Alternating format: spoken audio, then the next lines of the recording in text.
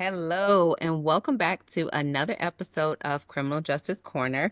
Here at Criminal Justice Corner, we give you the real details surrounding the case, and just in case you find yourself in that same situation, we give you potential actionable advice so that you can potentially get yourself out of it. I am your host, Dr. Jennifer Matthews, and today I have with me a very special guest, Matt Friedman. Matt has a very unique background because he currently lives in Asia. We here at Criminal Justice Corner are located in North America, Illinois to be exact. So I wanted to have Matt on the show to give us some insight into different things that are going on in Asia. Matt, can you give us a little bit of backstory about yourself? So I spent 35 years focusing on this issue of human trafficking. I started my career in Nepal thinking I would be there for a couple of years. 35 years later, I have been able to find my way home. And my story actually started as a public health officer in Nepal. Mm. I was given resources in order to help make people healthier. And at that time, we were finding girls 12, 13 years old who were HIV positive. Couldn't understand what Wow. was going on. This is a very conservative culture. So we went Yeah. to go and interview them and heard pretty much the same story about how traffickers would go into their communities,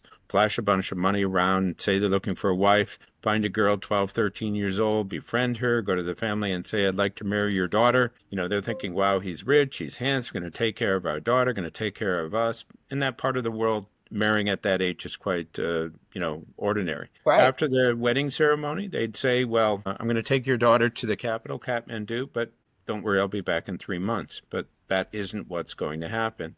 Instead, he takes her to Mumbai, India, to the red light district where the brothels are. When he gets there, he puts his wife into a room and says, honey, stay here, I'll be right back. As she was coming in, she saw these people milling around. Who are these people? Why are they dressed this way? Yeah.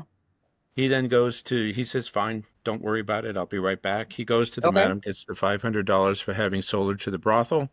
He has the gold from the wedding and he hands the wedding pictures over. He then goes back to Nepal to do this again and again, 40, 50 times in a year. The madam then goes into the room where the girl is and says, guess what? Your husband sold you to me and you're going to be with 20 guys a day, every day, because I say so. You can imagine this girl's shocked. No, no, no, no, my husband loves me. No, that's what happened. When many of these girls internalize what's going on, they say, oh, I'll kill myself before I do these shameful things. The madam then brings out the photograph of the wedding and says, this is your mom, your dad, your brother. If you hurt yourself, we'll hurt them. So she's trapped in this situation. In order to make her into a prostitute, it's quite simple. You bring in a bunch of guys and they use her over and over and over again until she just lays back and accepts whatever happens to her. After that, she's put on the line. She'll be with 20 guys a day, every day, until after a couple of years, she gets what's called black eye, where she's so depleted physically and emotionally that nobody wants her. So they throw her out onto the street. So I was interviewing the girls that managed to get back. Many of them didn't. They died of AIDS and languished in those locations. But I didn't understand the evil of this system until I actually went to those brothels. I was invited by the Indian government to do public health checks. I had a police officer with me, went into one of the brothels, and there was an 11-year-old trafficking victim. This girl saw this Caucasian guy, saw an opportunity, literally ran up, wrapped herself around me and said, save me, save me. They're doing terrible things to me. I looked down at this child who was hysterically crying. I turned to the police officer and said, we need to get her out of here. He said, we can't do that. So what are you talking about? You're a cop. He says, well, if we try to leave, we'll both be killed. To make a long story short, we left. We came back with more police, but of course she was gone. Now, I tell that story because, when I was 15 years old, I wasn't saying I want to be an activist. In fact, I did everything I could not to be. But every once in a while in life, we're tested. That was my big test. I failed miserably. After that, I couldn't eat. I couldn't sleep.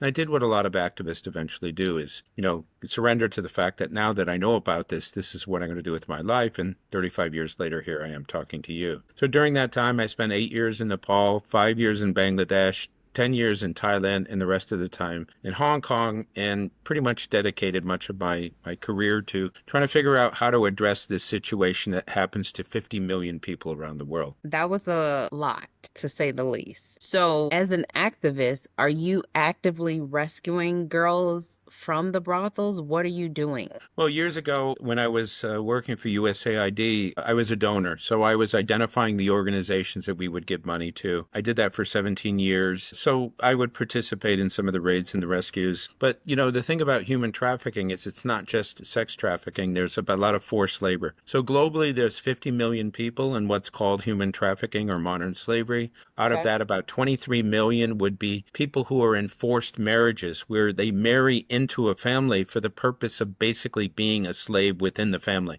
There's no real kind of normal marriage type situation. Okay. 27 million would be forced labor, of which 6.3 million would be for sex trafficking. So in the United States, it's estimated there's up to 1 million people in both forced labor and forced prostitution. Most people don't think about that, but No. you're talking about the people who pick the tomatoes and the oranges and the young girls that find themselves selling their bodies on the street, who are tricked and deceived into this by the pimps, domestic workers, et cetera, et cetera. In this part of the world, there's literally millions and millions of people who are in these types of situations. And just to give you an example of a forced labor case, a boy from Cambodia is told by his family, you got to go to Thailand and you got to get a job. We're Hmm. poor and you need to send money back. So he goes to Thailand. He's looking for work, not finding it. Human traffickers will see this and go up to him and say, hey, brother, you're from Cambodia. I'm from Cambodia. Let me lend you some money. Okay, well, now that you have my money, you have to stay with me. But guess what? I got this great job. I'm going to take you down to the ocean, put you on a boat. Boat's going to go out for a couple of months. You'll catch some fish. Guys love fishing, right? Yeah. After that, the boat will come back. You'll be here to your family. So he goes down to the ocean. He gets on the boat, doesn't realize he's been sold onto the boat. The boat goes out, but it doesn't come back after 3 months. Stays out for 4 years. This poor kid will end up working 17, 18 hours a day, every day. If he doesn't, he gets beaten, he gets tortured. The only food he'll have the entire time he's there is rice and fish, nothing nutritious. Imagine what that does to your body. They give stimulants to get him to work. If he gets injured, if he gets sick, they throw him off the side of the boat. At the end of the 4 years, the boat comes in. Guy asks for money. Captain says, go away. You're illegally in my country. Guy says, I'm going to go to the police and tell them what you did. Captain says, go ahead. We own the police. So what we have is corruption all over this part of the world that allows for these things to happen. And, out of the 50 million people globally Hmm. last year, with all of the NGOs and all of the law enforcement and all the United Nations and governments, the world only helped 133,000, which is 0.2%, not even 1%. And that includes the United States. We What? say that we're doing all kinds of activities, and we do, but relative to the size of the issue and the problem, Right. globally, the world is hardly doing anything at all. And that's why people like me try to get on podcasts to help people to understand this issue and what needs to be done to address it. So basically, the bottom line is that this issue is so large that it takes more than different countries to tackle it because the corruption runs so deep. Yeah, and a lot of it really comes down to also the amount of money generated from this. According to the United Nations statistics, about $236 billion is generated from modern slavery. The amount of money available to fight this up until recently was about 400 million. Now with the USAID cuts and the US government cuts all over the world, we're probably down to about 220 million. So the amount of money to fight this crime is 0.13% of the profits generated. The other thing is the number of people like me globally is about 40,000. It's estimated there's 500,000 greed incentivized criminals. We have to follow rules and regulations and rule of law and get our progress reports and do our, fundraising and so forth. If you're a criminal, you don't have to do any of those things. If None of somebody that. gets near you, you debate, you evolve, you mutate, you hurt somebody, you threaten Oh, somebody, you do whatever it is that you need to do. And lastly, a lot of people don't know about this issue. I get in front of a lot of audiences. Maybe there's 200 people in the room. I spent about 15 minutes talking about this. And then I asked the audience, how many of you knew even 10% of what I was talking about? And I hardly get any hands. If you don't know about an issue, you're not going to care. If you don't care, you're right. not going to do anything. But, Right. I guess the answer to answer your question is, like, if you're talking about a 12-year-old girl who's commercially raped 10, 12, 15 times a day, every day, times 6.3 million, I think the world needs to care about that. And for whatever reason, I've been doing this for 35 years. We haven't been able to find a way of engendering this sense of responsibility among regular citizens to basically say, okay, enough is enough. We have to stop this. So they can raise awareness on this topic. They can go and, post LinkedIn articles. They can volunteer at these locations, make donations and so forth. So there are things that people can do. But most people don't really feel incentivized to move forward with that. And that's one of the big questions that I've had throughout my entire career. What do we need to do in order to wake people up to get them involved? So what do we need to do? Like I understand like what you're saying. You talk to people, you get on podcasts, you're out here being active and trying to stop it. What else is there, like you saying, to incentivize people to help stop this huge problem? Well, I think the first thing to do is to just really learn about it. And when you have the details to understand how it works and Hmm. how it can be within your own community. I mean, you're in Chicago, and Chicago, you have a fair amount of sex trafficking. By definition, if a woman is under the age of 18 and she's in prostitution, whether she wants to be there or not, she's a trafficking victim. And so Wow. literally hundreds of young women would be in that situation, men as well, men and boys. It's not just Right. women. And so understanding that that is the reality that's going on is the first step. Okay. Now, if enough people basically understood this and perhaps even put some pressure on the local government to take this a little bit more seriously, maybe there would be more raids and rescues to help those people out of those situations. When it comes to volunteering, there in the organization that I work in, and I'll talk about what we do and how we do it in a minute, we have about 150 volunteers, and this includes bankers and marketing people and communications people and so forth. And so you have a lot of people who have a pretty good job and they like their life and they're making pretty good money, but there's a little bit of an emptiness or a lack of purpose in their life. Okay. So if you wanted to fill that gap, sometimes just identifying an organization nearby and Hmm. providing assistance will help. In fact, my youngest volunteer was 9 years old. This Wow. girl saw me in a documentary and she contacted me and said, Mr. Friedman, human trafficking is terrible and I want to step up and I want to help. Yeah. I said, you're 9 years old. She said, so what? I said, you're 9 years old. She said, 9 year olds are the new 16-year-olds. I said, what can you do? So she Yeah. said Was that that what I was saying? she can find anything on the internet. That's her God-given gift. So I had a couple of second-year Ivy League interns working for me, and they couldn't find things on the internet. I gave it to her. 2 days later, I had everything I need. Because each of us has a personal gift. For some, it's Yes. finding things on the internet or public speaking or writing or selling T-shirts. It doesn't matter. You apply that to volunteerism, and then it's a win-win. You're able to give what it is that you have, and the other people benefit. The other thing is, again, down to funding. I mean, with the funding cuts that Mm. exist related to this type Yeah. of assistance, even skipping a meal or two and then finding a local organization and contacting them and finding out what they do and then giving them a donation really, really does make a difference. It really, really helps them to move forward. Now, I know that you said that the corruption is very widespread, particularly with like law enforcement, because they say, these traffickers say, hey, we own law enforcement. They're not going to do anything if you tell them. How can you combat that type of thing? Well, when in Nepal, we tried to help the police not to be so corrupt. We came Okay. to realize that was a losing battle. There's always going to be a certain percentage of people who are there. So what we did is we identified within the police force, within the prosecutors, within the judges, who are individuals who, for whatever reason, care about this topic. And then we Okay. gave them the information and the expertise and the training in order to sensitize them to this topic. And so Hmm. what used to happen is in order to file a case in Nepal, you have to go to the district police. And Okay. so what would happen is the woman or the girl would go in, file the case, the guy would be brought in, but within about 20 minutes, he'd give a bribe and then he'd leave and then, she'd face threats and so forth. So what we started to do is to send an NGO person Right. along with the girl. They'd go to the police station, file the case, and then Oh. make a call immediately to prosecutors in Kathmandu, the capital, who would call down 5 minutes later and say, we're transferring this case to Kathmandu.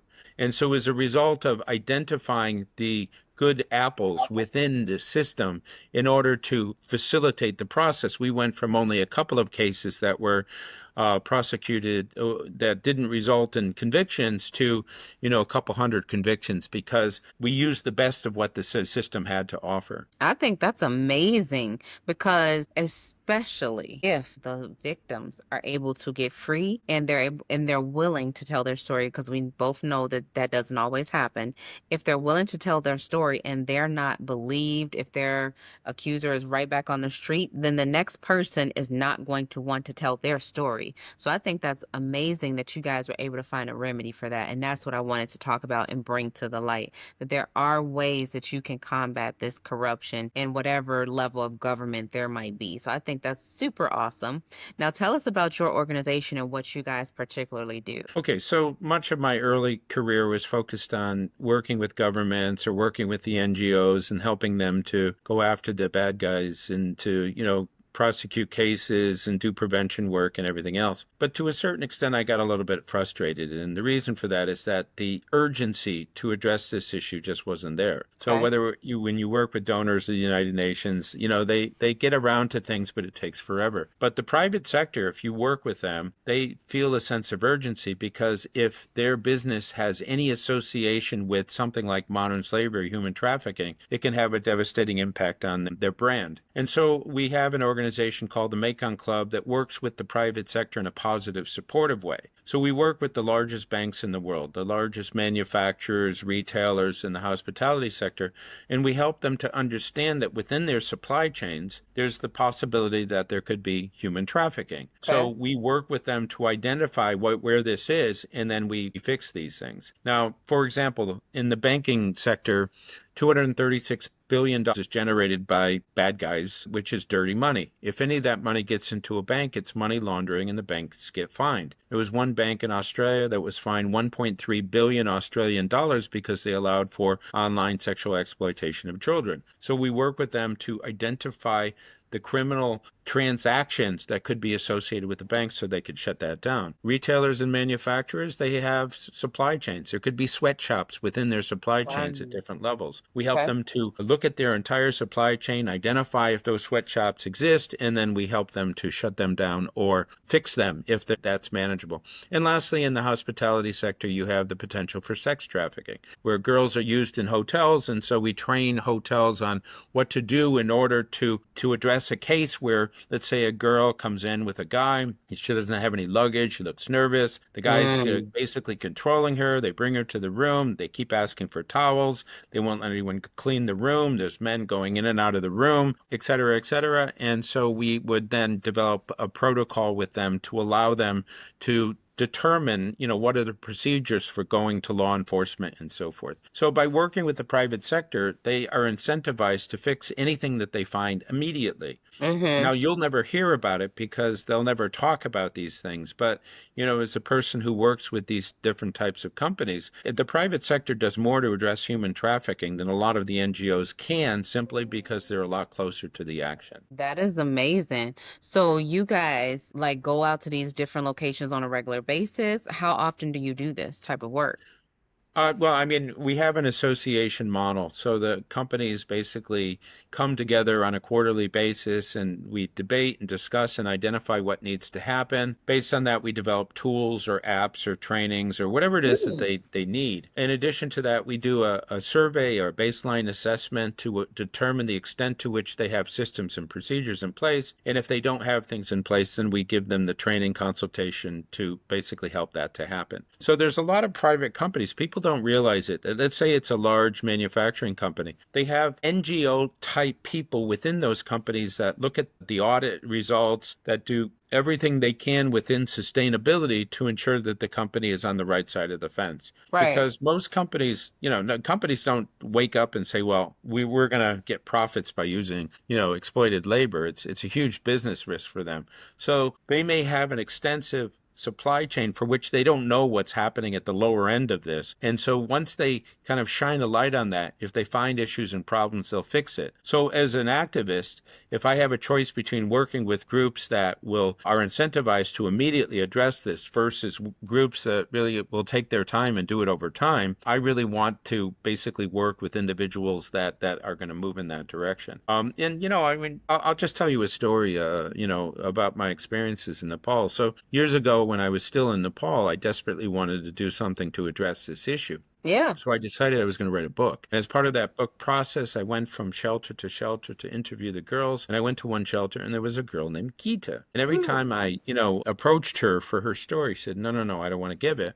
But she okay. sat and listened to all the interviews that I was doing. When I finished and I was leaving, Gita comes running up and said, I changed my mind. You can have my story. So she Mm, sat on one side of the table, the rest of us on the other side of the table. In over a 3 hour period, she just told the worst story I'd ever heard of rape and torture and disease and betrayal and murder. Honestly, I'd never heard anything that bad. I didn't know what to say to her. Finally, I turned to Gita and I said, wow, Gita, you must be so angry at the traffickers for the terrible things they did to you. She paused and paused. And she said, no, I'm angry at you and you and you. She pointed at us. She said, where were you? Said that every single day she woke up praying for somebody to come and help. Nobody came. Said that she knew that everything related to the brothel was right out in the open. Nobody was doing anything. She said she wasn't angry at the traffickers. She said they're just being bad people doing what bad people do, bad things. She said she was angry at the good people, at society for allowing a 15-year-old girl to be commercially raped 7,000 times only to eventually get AIDS and she was dying. And so I use that story to kind of indicate the fact that the 40,000 people like us globally is insufficient to make a difference, that we all have to step up, the faith-based groups, the right. corporations, the general public, the Rotarians, the students, because what we're dealing with here is so egregious and so awful and so terrible, where a person's entire life is stolen away from them, that, we can't sit back and just allow this to happen. We have to be Right. a part of this process. And those corporations understand that. So, how can a corporation, organization, a volunteer get in contact with you and your company? Well, I mean, all they have to do, you can give my email address to anyone who wants it when you post this. I'm happy to answer questions or to provide additional information on this. I did a presentation tour across North America a couple of years ago. So started in Vancouver, went down the West Coast, went to Texas, up to Chicago, down to Florida, and then up to New York. 70 consecutive days, 135 presentations, include some of the biggest companies, the law enforcement, general public, churches, synagogues, whatever. And what I came to realize is that very few people in the United States really understand what this topic is. Very few. Really? Yeah, I mean, you would think that they would. They know a little bit. Yeah, I've heard about sex trafficking. They don't know anything about forced labor, and that's very concerning. I say Yeah. that partly because in Asia more people know about it because we're much closer to the action. Hmm. This is something that everyone and many people in North America say, well, this happened far away. It has nothing to do Right. with us. But I guarantee you, I don't know where you are in Chicago, but if you 5 kilometers or 5 miles in any direction, you're going to find sex trafficking victims or forced labor cases right where you are. And a lot of people Wow. who are listening to this podcast, it's the same thing. And, these people basically have their lives stolen away from them. They have no Right. choices. They're under the thumb of somebody else. That's just unacceptable. And when I you look at the agree. United States, we're based on liberty and freedom for all. And these people certainly don't have that. I agree. Now, let's just say somebody, a victim is out there listening, able to listen to this podcast in some way, shape, form, or fashion. What would be your advice to them if they're in this situation? Well, I mean, there's always 911, but also there's a hotline. You can list it. I don't have it in front of me now. That is Okay. offered in the United States by an organization called Polaris. This is one of the best NGOs in the world on this particular topic. So what Okay. happens is the call comes in and it could be a tip from somebody who sees something, or it could be the victim themselves. And if they know where they are, what happens is immediately this project will contact the local police, the local Hmm. NGOs, and they'll develop some type of a mechanism to figure out where this person is and to address his or her needs immediately. It Okay. is a very effective program because even if law enforcement doesn't know how to address this on the spot, they will explain, okay, this is what you need to do. We're going to call an NGO. There are going to be some people there. So, if they have a kind of psychosocial needs, if they need to go off to a shelter, they're going to work with you for that to happen. And so they're able to address these cases, but at the same time, they're able to collect data to identify what trends are, where are we seeing human trafficking victims and so forth. You can also look locally to see whether or not there are some local NGOs that have their own phone number or crisis phone number that can be called as well. So the facilities exist, and there are organizations that do excellent work in the United States. You just need to know about them. And I'll just say one other Exactly. thing. As part of that study tour, I often had women come up to me, mostly mothers, who would say, you know, I was in that airport and I saw something that didn't look right, or I was in that train station or in the mall, and, you know, it felt like this, you know, I'm a mother and I have this instinct that, like, that guy shouldn't have been with that young woman and so forth. Mhm. I hear that all the time. And Really? these are people who years later are still thinking about this. And so understanding the vulnerabilities and understanding what the red flags are when you see these types of things, and then knowing what you need to do in order to address that is an important process. I see. So a good takeaway is what you were saying, the Polaris. So it's called the Polaris Project. And the website they have here is polarisproject.org. And then for anyone listening, they have a phone number. It is 888-373-7888. And that is the polarisproject.org. So I definitely wanted to make sure I gave anybody who is just listening, like maybe in their car or something like that, gave them that information. Of course, I'll list it as well. But if you're listening and you're driving or somebody is with you and they can write that down, you never know. They might just be able to hear it one time. They might not be able to see it. So I definitely wanted to make sure we gave them that as a takeaway, because this information, Matt, that you're giving today is so needed. Like you're saying, people in the US are not as well versed as they are in Asia. So it's super important that we are spreading the message as wide and as far as we can, so that the people in the United States are able to learn more about it and then spread the word too to somebody else who might not know about it. So I Jennifer, let appreciate me what you're just doing. add one more thing here, and that Sure. is a fair amount of grooming takes place online as well. So young people, sometimes a 14-year-old girl misunderstood, doesn't feel like she has friends, and she gets on a Oh my chat line, gosh. and all of a sudden there's this so-called 16-year-old boy, and he's becoming friends with her in a very short period of time. They're communicating on a regular basis. You Yeah. don't know who that person is. That could No, be you a don't. 16-year-old, or it could be a 55-year-old, pimp. And so Yeah. making sure that your kids know that you should not give any personal information to anyone online, and you should be suspicious of anyone you've never met before, especially if within a very short time they're just like lauding you with "you're so beautiful" or I'm in love with you" and all this other stuff, because it sometimes leads to an encounter.